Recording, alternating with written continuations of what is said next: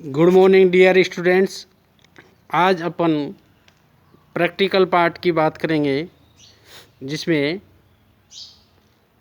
अपन एक आज व्हीकल्स को बनाएंगे। आपको सामने एक दिख रहा होगा ऑटो।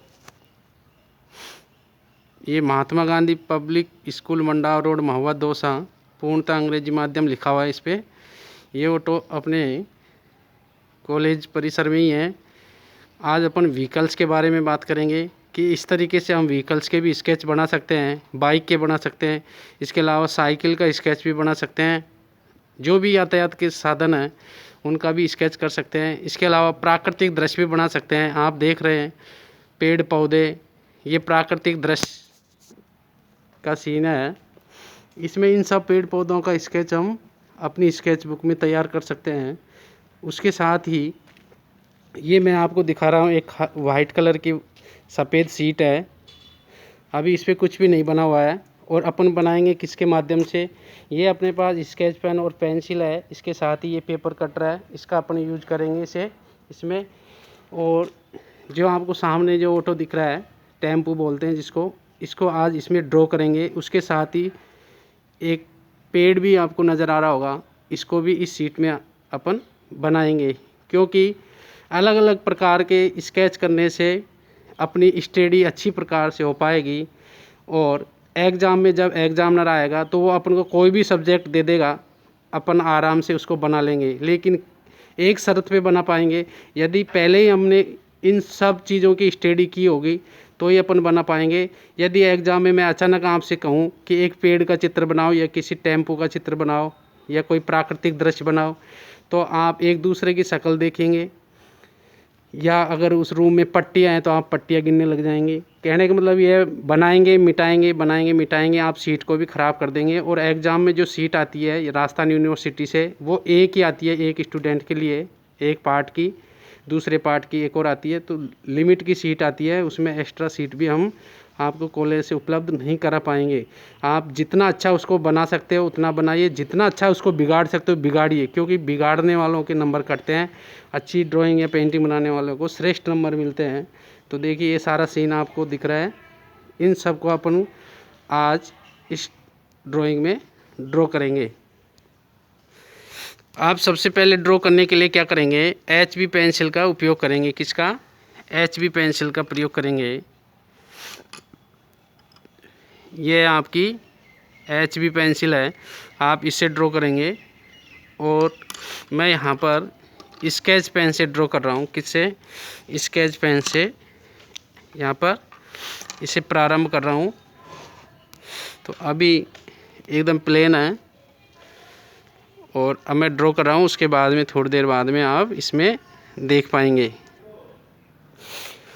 आप देख रहे हो पहले अपन ने इतना स्केच किया है, इसमें कहीं पर भी स्केल का उपयोग नहीं किया गया है। जो भी लाइनें खींची गई है वो फ्री लाइंस खींची गई है, फ्री हैंड खींची गई है। इसमें सबसे पहले हमने इस वाले पार्ट से स्टार्ट किया है, इसको यहाँ से सीधी लाइन खींची। फिर इसके बाद में ये ज्योमेट्रिकल फॉर्म्स जैसे बन रहा है, चौक और चार चौक होने, इसे हमने ड्रॉ किया। उसके बाद में ऊपर से नीचे की तरफ इसको ड्रॉ करते हुए इसको लास्ट में हमने इतना किया।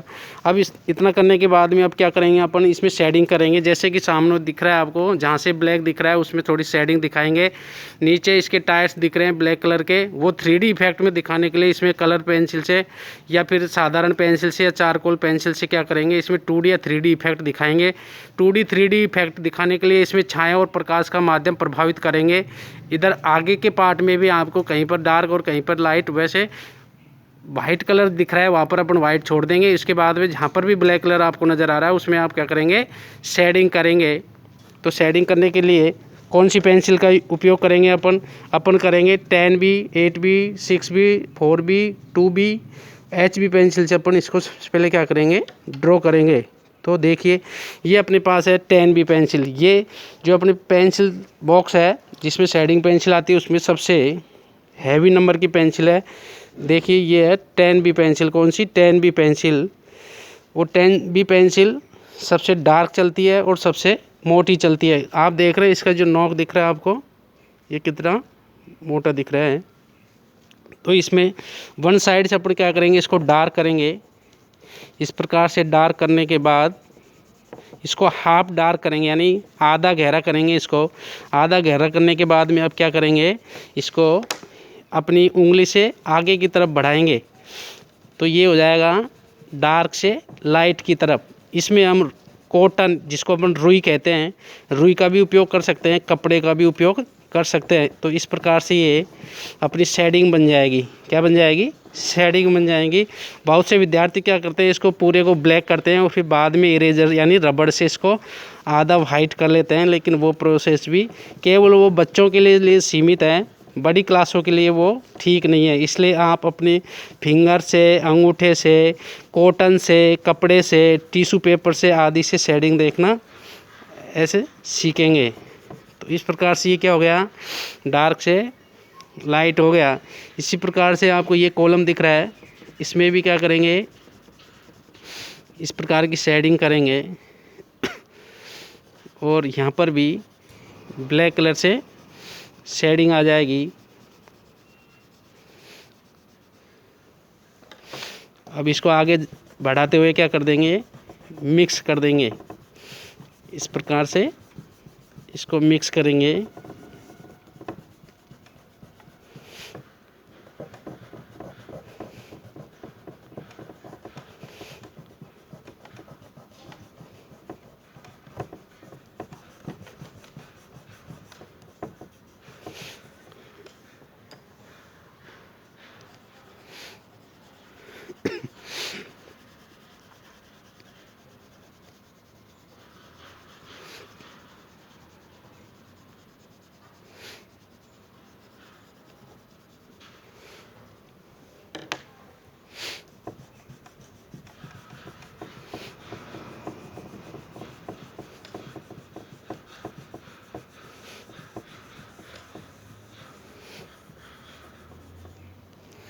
इस प्रकार से अब इधर टायर्स में और इधर भी अपन क्या करेंगे, शेडिंग करेंगे।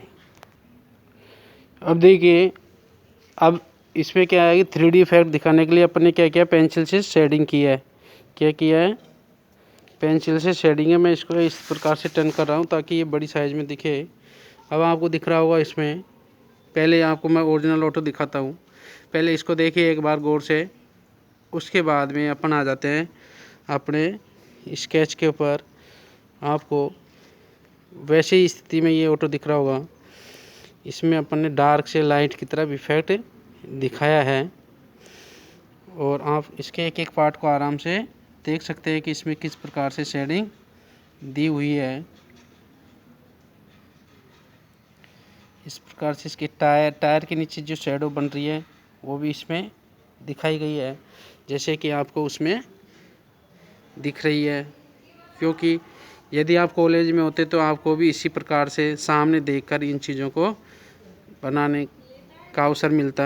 इसलिए मैं आपको फील्ड में, क्योंकि जो प्रैक्टिकल पार्ट है वो एक स्थानीय स्थान पर बैठकर, यानी कि कमरे के अंदर बैठकर इसे पूर्ण नहीं किया जा सकता, क्योंकि बाहरी वातावरण को बनाने के लिए हमें रूम से बाहर आकर पेड़ पौधों को, फूलों को, इसके अलावा ट्रैफिक के जो व्हीकल्स हैं उनको, और भी एनिमल्स को, इसके अलावा ह्यूमन फिगर, भीड़ भाड़ में मनुष्यों को आते जाते, बैठते उठते, खाते पीते, नहाते, ये सब क्या है, ये सब ह्यूमन फिगर की एनाटॉमिक है। इसके बाद में अपन इसके आसपास के वातावरण को भी इसमें क्या करेंगे, इसमें बनाएंगे। अपन अब बनाएंगे सामने जो दिख रहा है ना आपको पेड़, ये पेड़ दिख रहा है, इसको बनाएंगे। इसकी पत्तियां किस प्रकार से हैं, नीचे से कहाँ से प्रारंभ है, ये किस स्थान से प्रारंभ, नीचे से स्टार्ट होता है, यहाँ से लेके ऊपर तक के लिए इसके पास में और कौन सा पेड़ है, ये सब पूरा प्लांट अपन इसमें बनाने वाले हैं। इस तरीके से ये अशोक का पेड़ है। तो देखिए, ये मैंने यहाँ से प्रारंभ किया है, इसको इस तरीके से बनाते जाएंगे। इसमें आप किससे पेन शेडिंग करेंगे, इससे आप शेडिंग करेंगे पेंसिल से, और मैंने इसमें किया है स्केच पेन से, क्योंकि मेरे से कम गलतियाँ होंगी मुश्किल से, लेकिन आपसे बार बार गलती होंगी, इसलिए आप स्केच पेन से नहीं करेंगे। क्योंकि पेंसिल से तो अपन मिटा सकते हैं, लेकिन इस स्केच पेन से मिटाने के लिए अपने पास गुंजाइश नहीं रहेगी। तो इस तरीके से यहाँ से अपन इसको आगे बढ़ाएंगे और आपको जैसे जो पार्ट दिख रहा है उसको उसी प्रकार से बनाते जाएंगे। जो दृश्य बनाते हैं जिसको विजुअल आर्ट बोलते हैं, सामने देख के बनाया गया स्केच, वो एज इट इज होता है। वो कैसे होता है? एज इट इज जैसे दिख रहा है उसको लगभग वैसे ही बनाया जाता है। एक होता है काल्पनिक चित्र जो कल्पना के अनुसार बनाया जाता है, उसमें सामने दिखने वाली कोई बात नहीं होती, अपने मन के भावों को उसमें क्या किया जाता है? प्रकट किया जाता है। तो यहाँ पर मैं जो सामने दिख रहा है उसको प्लस मन के भावों को, मन में उत्पन्न हुए भावों को, दोनों को मिक्स करके मैं आपके सामने इसे बनाने की कोशिश कर रहा हूँ। आप भी साथ में ही अपनी स्केच बुक निकालेंगे और इस तरीके से प्रैक्टिस करेंगे, क्योंकि आर्ट एक ऐसी चीज़ है इसको पहले कॉपी करके सीखा जा सकता है। किसके माध्यम से? पहले इसे कॉपी करके दूसरे के, यानी अपने से जो सीनियर है, आर्टिस्ट लोग हैं, गुरु लोग हैं, इन लोगों का क्या है कि कार्य को देख के इनका एक बार कॉपी करना चाहिए। क्योंकि राजा रवि वर्मा हुए थे, उन्होंने भी सीखने के लिए पहले दूसरे के कार्य की बिल्कुल कॉपी की। उसके बाद में आगे की क्लासों में आप पढ़ेंगे, बहुत सारे चित्रकारों के बारे में पढ़ेंगे। भारत के चित्रकार, मूर्तिकार, ग्राफिक डिजाइनकार, जिनको छापाकार भी बोलते हैं, और भी वस्त्र डिजाइनकार, अनेक प्रकार के आर्टिस्टों को आप पढ़ेंगे। तो ये आपका इस प्रकार से दिखने लग जाएगा और सामने वाला फीड भी लगभग वैसे ही दिख रहा है। अब इसके पास में यहाँ पर है एक अशोक का पेड़, और इस अशोक के पेड़ की पत्तियों को लगभग एक बार अपन गौर से देखेंगे, और ये इस तरीके से बने हुए हैं। आप भी इन्हें जैसे दिख रहा है वैसे बनाने की कोशिश करेंगे। आप लगभग एक पत्ती को बनाना सीख जाओ, उसके बाद में आप उसकी क्या कर सकते हो? कॉपी कर सकते हो। तो ये लगभग इस प्रकार से लंबी साइज में ये पत्तियाँ होती हैं। आप भी इस प्रकार से बनाएंगे। बाकी पत्तियों की रियल स्टडी अपन करेंगे तो इसमें बहुत समय लगेगा, क्योंकि ये बहुत मिनिएचर आर्ट हो जाएगा, बारीक कार्य हो जाएगा। इसलिए आप इसमें एक बार पत्ती की शेप देखेंगे और उसके बाद में इसको धीरे धीरे बनाते रहेंगे। बीच बीच में जहाँ पर भी आपको शेडिंग की ज़रूरत है तो आप उसका भी प्रयोग करेंगे।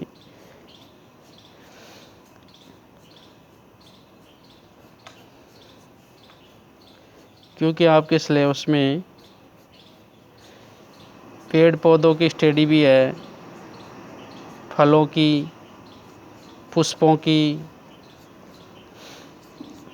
और गार्डन में लगे हुए जितने भी पेड़ पौधे हैं जिनकी अपन स्टडी कर सकते हैं, ये सब आपके सिलेबस के अनुसार है। और मैं चाहता हूँ कि सिलेबस में है वो केवल लिमिट है, आपको सिलेबस से भी एक्स्ट्रा सिखाया जाए, ताकि आप आराम से इस सब्जेक्ट का महत्व समझ सकें। कुछ विद्यार्थी तो इसको परसेंटेज बनने के लिए लेते हैं। जिनके 12th में अच्छे नंबर्स आए होंगे, ड्राइंग में सबसे अच्छे टॉप नंबर आए होंगे, मैं चैलेंज करता हूँ आपकी मार्कशीट उठा के देख लेना।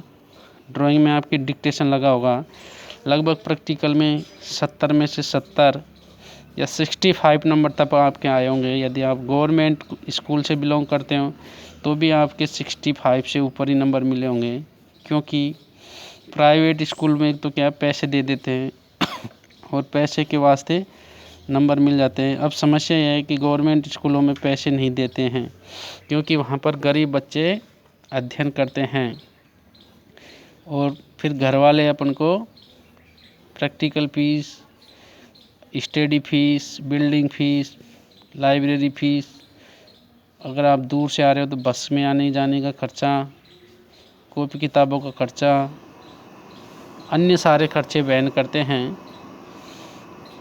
और आजकल भी गवर्नमेंट स्कूलों में बहुत अच्छी पढ़ाई होने लगी है।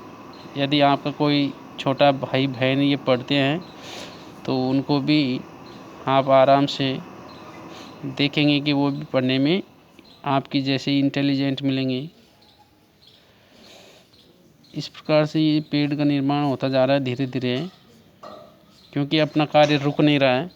इसलिए अपन कभी कभी जो जीवन में आधार स्वरूप जो बातें होती हैं, यानी कि बेसिक नॉलेज, उसके बारे में भी चर्चा करने लग जाते हैं, जो अपने लिए, मेरे लिए, आप सभी के लिए ठीक है। तो इस प्रकार से देखो, वन साइड से इसको गहरी और वन साइड से हल्की करने से इसमें भी एक 3D इफेक्ट 3D इफेक्ट बन जाएगा।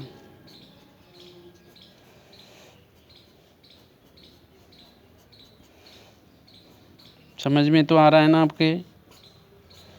अब आप भी क्या करेंगे, स्केच बुक लेंगे और इस तरीके से प्रैक्टिस करेंगे। यही आज का आपके लिए क्या होगा, होमवर्क होगा।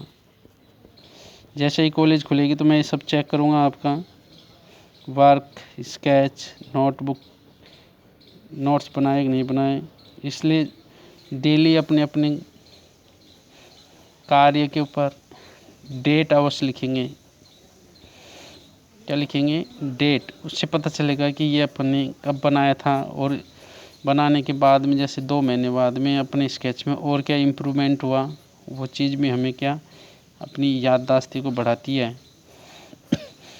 यदि इम्प्रूवमेंट होगा तो स्वतः ही मालूम चल जाएगा कि आज से 2 महीने पहले हम किस प्रकार से बनाते थे, और 2 महीने बाद में स्केच करने से हमारे अंदर क्या भाव प्रकट हुए और क्या इम्प्रूवमेंट हुआ है।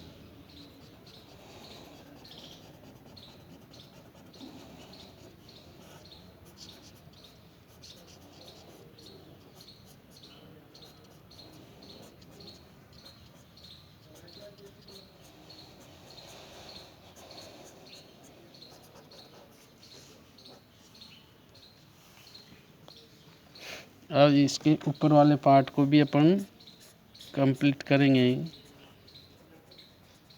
वैसे रियल शेप तो इसकी इस प्रकार से है। कैसे हैं? जैसे इस प्रकार से है इसकी रियल शेप, और फिर यहाँ से ऐसे।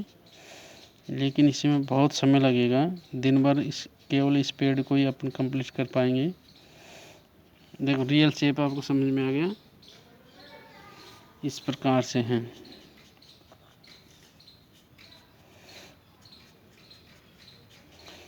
लेकिन यहाँ पे अपन क्या कर रहे हैं, स्केच कर रहे हैं। स्केच की परिभाषा मैंने आपको बताई थी, अत्यंत शीघ्रता से खींचा गया रेखांकन जो अपने आप में पूर्ण भी हो सकता है, या दोबारा बनाने के लिए क्या हो सकता है, पुनः विचार भी हो सकता है।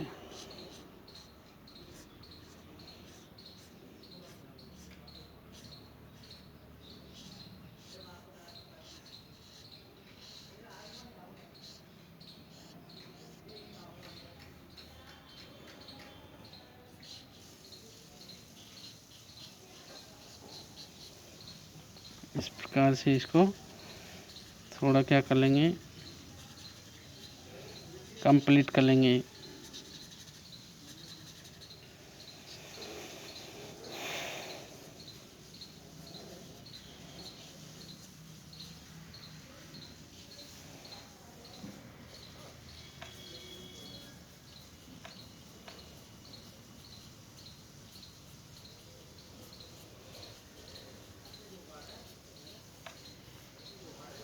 ये पेड़ लगभग इस तरीके से बन जाएगा। उसके बाद में आप देख रहे हैं एक और पेड़ है, इसमें भी अपन शेडिंग लगा देंगे।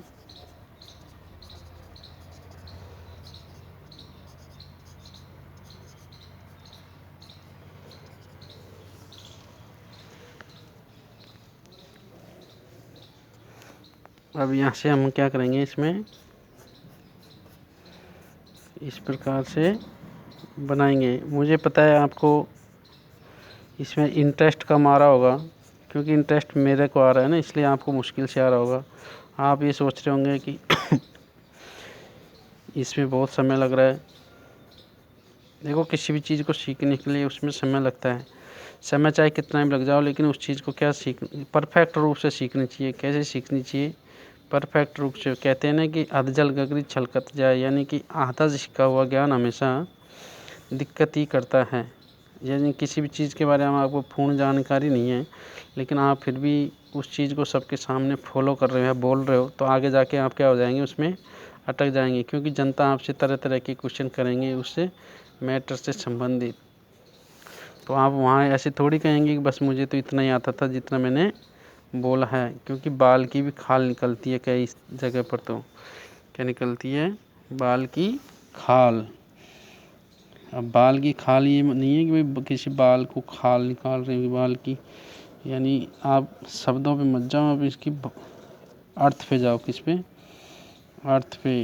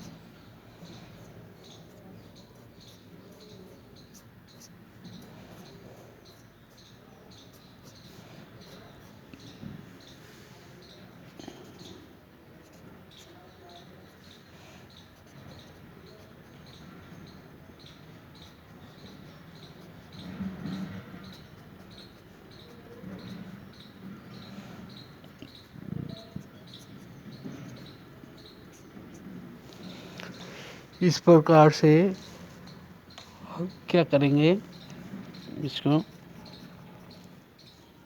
पूरा बनाएंगे। इसके अलावा और आगे भी आपको यहाँ पर एक और पौधा दिख रहा है, इसको हम यहाँ से बनाएंगे। वो इस प्रकार से जा रहा है,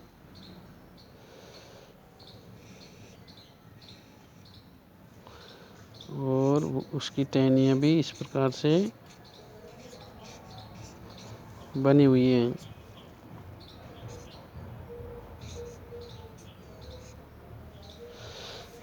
और इसके अलावा आप दिख रहा है आपको ये वाला पेड़।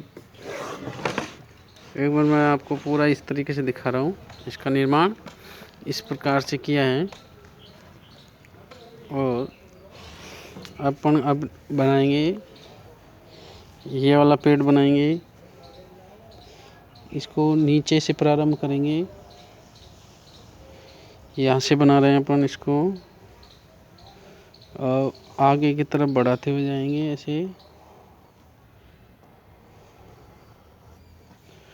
इधर से भी बनाएंगे,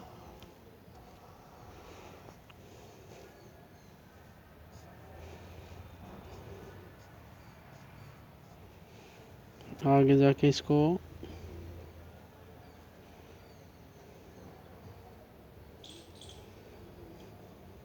इस तरीके से देख लो, सामने दिखा रहा हूँ, दिख रहा है? Very good.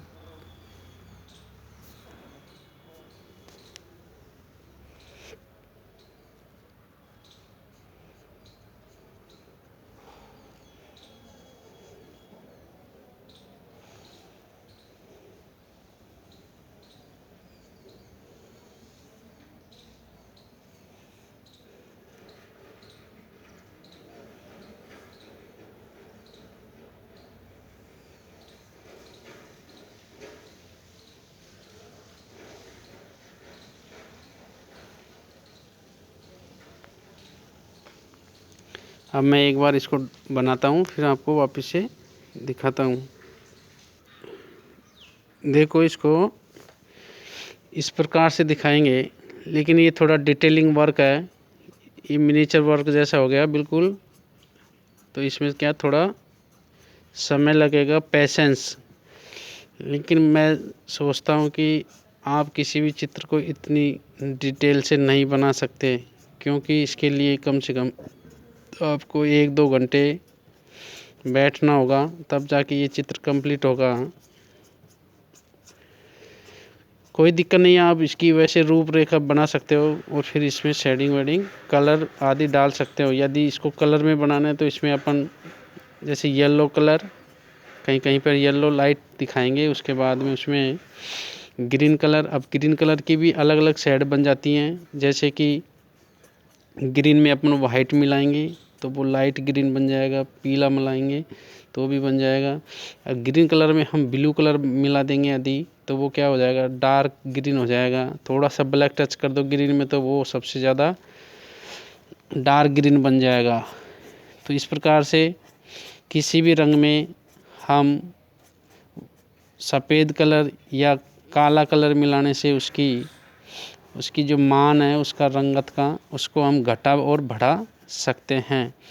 यानी कि ब्लैक कलर मिला देंगे तो उसका मान घट जाएगा, और वाइट कलर मिला देंगे किसी भी कलर में तो उसका मान बढ़ जाएगा। इस प्रकार से हम कलरों को आपस में मिलाकर एक न्यू टोन भी प्राप्त कर सकते हैं। जैसे कि प्राथमिक रंगों को मिलाने से हम द्वितीय कलर प्राप्त कर सकते हैं, और द्वितीय कलर में एक प्राथमिक कलर मिला देंगे तो ये तृतीय कलर प्राप्त हो जाएगा। आपको इसकी बेसिक जानकारी तो पता ही होगी कि मोस्टली कलर कौन कौन से होते हैं। 3 कलर होते हैं, लाल, पीला, नीला। कौन सा? लाल, पीला और नीला।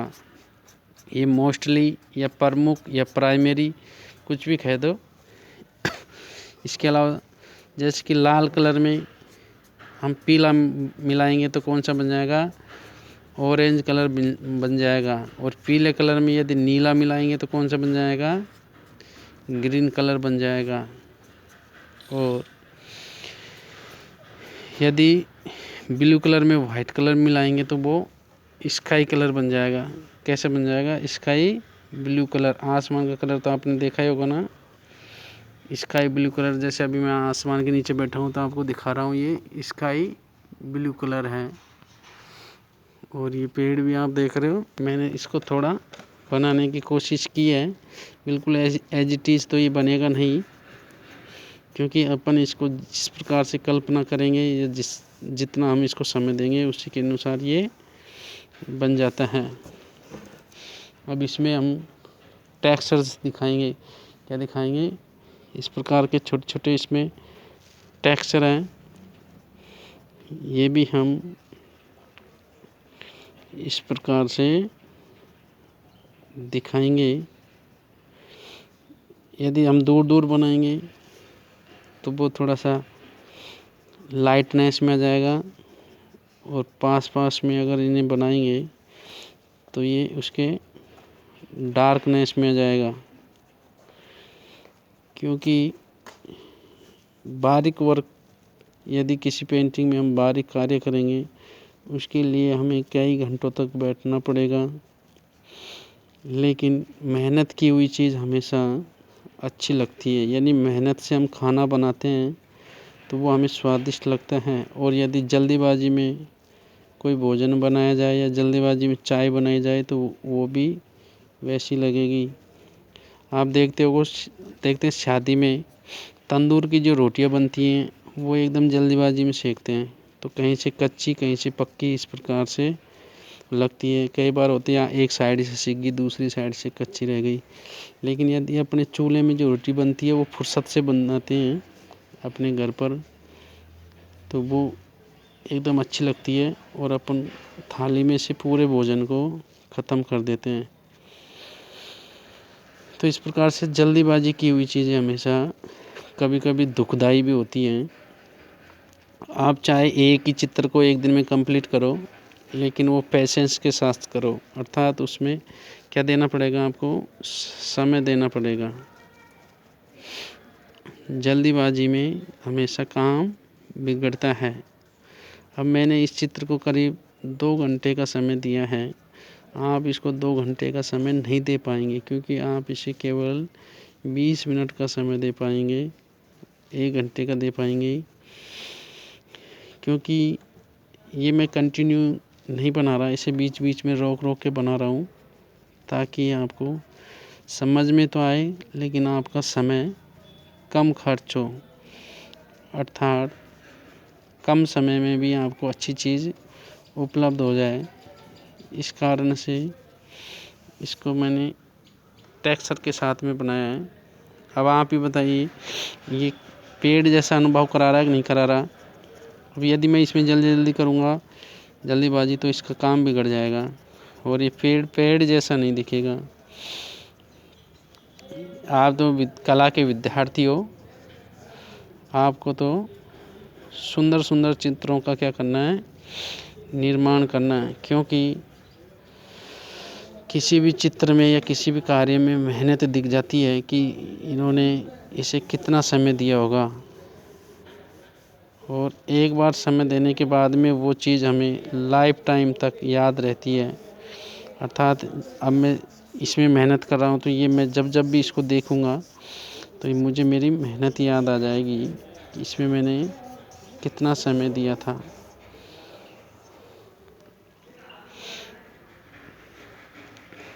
इधर से भी अपन इसे पूरा कंप्लीट करते जाएंगे।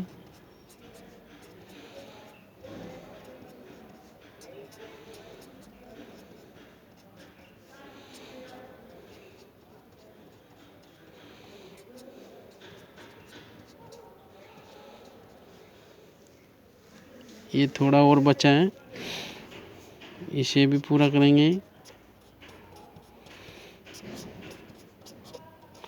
आप इस वीडियो को एक साथ में देख सकते हैं तो इसको किस्तों में देख लेंगे, टुकड़ों में देख लेंगे, ठीक है, लेकिन पूरे को अवश्य देखेंगे। ये नहीं है कि स्टार्टिंग में थोड़ा सा देख के रख दिया हो कि प्रैक्टिकल में अपन को तो सब कुछ आता है, या सोच ले कि अपन को कुछ भी नहीं आता, तो ऐसा नहीं सोचेंगे, क्योंकि इंसान से बड़ी कोई चीज़ नहीं है। सभी चीज़ों का निर्माण वैसे तो ईश्वर ने किया, लेकिन मानने योग्य बात यह है कि जैसे कंप्यूटर का आविष्कार किया, अब इसको भगवान ने थोड़ी किया है, इंसान ने किया है, बड़ी बड़ी मशीनों का, क्योंकि इंसान को तो जन्म दिया है ईश्वर ने, और उसकी सुरक्षा के लिए ईश्वर ने क्या दिया है, आशीर्वाद दिया है। अब यदि मैं प्रारंभ से ही ड्राइंग में इंटरेस्ट नहीं लेता तो भगवान मेरे चित्र को कैसे कंप्लीट करवाता, बताओ। हो सकता है ईश्वर ने मुझे गाइड किया हो कि आपको ड्राइंग लेनी है, चित्र बनाने हैं, तो ये बात वाजिब है कि उनका आशीर्वाद हो, माँ सरस्वती का आशीर्वाद हो अपनी कलम के ऊपर। इसलिए, और कला का कोई अंत नहीं होता है। आप चित्रकारों की जीवनी पढ़ते होंगे कि वो लाइफ टाइम तक, यानी मृत्यु के दिवस तक भी यदि वो उनका स्वास्थ्य ठीक है तो वो क्या करते हैं, चित्रकारी करते हुए मृत्यु को प्राप्त हो गए। तो ये कला क्या है, कला एक कला साधना है, अर्थात ये एक तरीके से क्या है, तपस्या है। क्या है, तपस्या। आप देख रहे होंगे इसमें कितना समय लग रहा है, लेकिन क्यों लग रहा है, ये केवल मैं आपको सिखाने के लिए कर रहा हूँ, क्योंकि मुझे तो इसको बनाना आता है, लेकिन मैं आपके लिए मेहनत कर रहा हूँ। क्योंकि अपन स्वयं के लिए मेहनत करते हैं, लेकिन कभी कभी तो किसी दूसरे के लिए मेहनत करनी चाहिए, दूसरे की हेल्प करनी चाहिए। अब मैं आपकी एग्ज़ाम में हेल्प नहीं कर सकता, क्योंकि एग्ज़ामिनर कहाँ से आते हैं, राजस्थान यूनिवर्सिटी से, तो वो विषय अध्यापक को क्लास में एंट्री नहीं करने देते हैं। वो कहते हैं कि भाई साल भर से आपने बच्चे को सिखाया है, तो इसका मतलब है बच्चे को स्वतंत्र छोड़ दो, वो अपनी कल्पना से या फिर वो अपनी विजुअल दृष्टि से इसे बनाए, नहीं तो एग्ज़ाम में मैं खुद ही आपके चित्र बना दूँ। आप सारे स्टूडेंट मिलके 3 घंटे में किसी चित्र को बना रहे हो, तो मैं अकेला भी उस चित्र को 3 घंटे में बनाने की कोशिश करूं।